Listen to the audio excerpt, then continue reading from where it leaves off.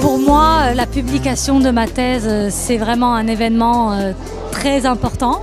La terminer déjà, l'achever, la soutenir, c'était un véritable aboutissement, et l'avoir publié, c'est un véritable honneur quelque part. Ça fait super plaisir, c'est une forme de reconnaissance du point de vue de ses pairs et des pairs supérieurs qui sont des professeurs agrégés. Ça me rajeunit et ça me porte secours en Varennes.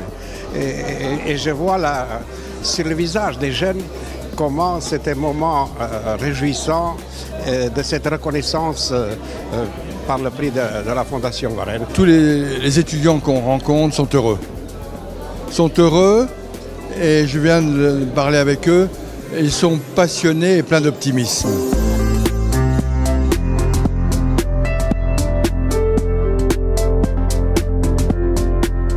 C'est une vraie opportunité parce que justement je candidate pour la qualification en fonction de maître de conférence, et de soumettre au jury une thèse publiée a vraiment plus de valeur, me semble-t-il, qu'une simple thèse soutenue. Voilà. C'est vrai que l'on passe plusieurs années à travailler sur notre thèse, mais on a du mal à se faire connaître, et pouvoir être publié avec un prix aussi important que le prix Varennes, eh bien c'est aussi donner la publicité à ce travail et se faire connaître. Ne serait-ce parce que les pépites dont je parlais tout à l'heure, il faut qu'on puisse les trouver. La marque de fabrique, elle est déjà bien installée et elle a un développement autonome. C'est une collection qui maintenant a une renommée, commence à s'installer. Le fait d'être au 100e titre, ça veut dire voilà, qu'on ait un prix qui arrive à se maintenir dans la durée, qui arrive chaque année à faire sortir les thèses qu'il veut faire sortir. 204 thèses, ce n'est pas uniquement un constat quantitatif, c'est qu'il y a une très grande diversité d'écoles scientifiques. On a des thèses atypiques au sens où les sujets sont extrêmement particuliers, une thèse sur la pensée catholique, une thèse sur le curé au prétoire, une thèse sur le principe de proportionnalité, la thèse sur les jugements subversifs. Au fond, c'est cette 100e thèse qui résume toute la philosophie du prix. Pouvoir parler sérieusement de droit sans se prendre au sérieux et surtout sans idéaliser le droit, qui reste une science profondément humaine et donc profondément inexacte. Le droit, c'est pas une science morale, c'est pas une science inexacte, c'est juste une science de l'homme. Et la subversion, c'est une qualité de l'homme.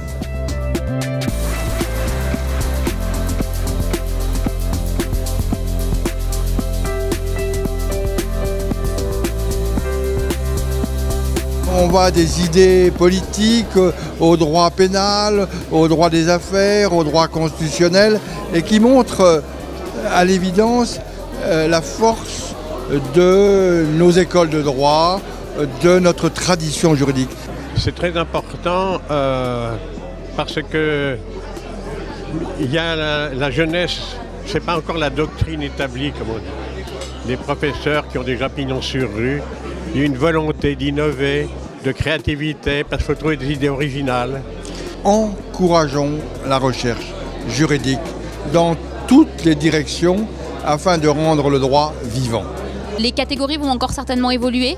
Peut-être aussi une ouverture vers de nouveaux partenaires, des juridictions notamment, et une ouverture vers l'international, pourquoi pas.